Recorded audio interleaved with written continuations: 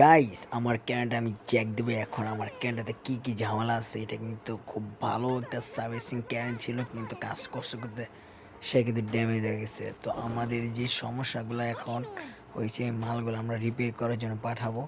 তো এগুলো এখন কারখানায় চলে যাবে, এগুলো রিপেয়ার করতে হবে। নষ্ট হয়ে গেছে, এগুলো আমাদের ঠিক করতে হবে। তো অলরেডি কিন্তু আমাদের সব কিছু নেওয়া হয়ে গেছে, এখন আমরা কারখানা পাঠিয়ে দিব। তো এখানে কিন্তু ওয়ার্কার একটা একটা ঠিক করে ফেলতেছে। ও সবগুলো এখন আমরা ঠিক করে দিচ্ছি।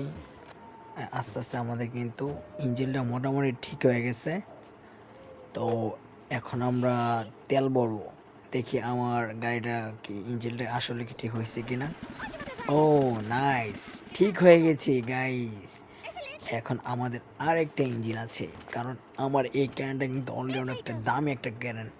ও আমাদের মোবিলের যে ইঞ্জিনটা এটা কিন্তু অলরেডি ঠিক হয়ে যাচ্ছে। ও প্রথমে একটা ইঞ্জিন দিলাম, তারপরে পাখা। এখন আমরা পাইপটা লাগাবো। ও গড়ি, স্প্রিং। ও নাইস, আমাদের আরেকটা ইয়ে ঠিক হয়ে গেছে। এখন আমাদের যে ইঞ্জিনে এখন তেল, ডিজেল, অকটেন সব ঢুকাই দেবো এখানে। ও গ্রিন, লাল অকটেন, ডিজেল। ও গুড। আমাদের ক্যারেনের পিছন দিয়ে একটি পাতলা ইয়া ক্ষয় হয়ে গেছিলো, এখন এটা আমরা জ্বালাই করতেছি। জ্বালাই করে অলরেডি ঠিক করে ফেলবো, তারপর এটা আমাদের মাঠে নামাতে হবে। না হয় কিন্তু গাইস আমাদের এই ঈদের মধ্যে কিন্তু অনেক টাকা লস হয়েছে। না হয় আমরা কিন্তু যে লস হয়েছে এই টাকা কিন্তু আমরা পূরণ করতে পারবো না। ও এখন আমাদের জ্বালাই করতে হবে। ও ও জ্বালাই কিন্তু অলরেডি করে ফেলছি। এখন আমি এটাকে ফিনিশিং করব, রং করব। রং করা শেষ অলরেডি। আমাদের ক্যারেন কিন্তু আমরা ফিট করে ফেলতেছি, চাকা ফিট করা হলো। এখন সামনে ঢাকনা, ও মাথা, বডি।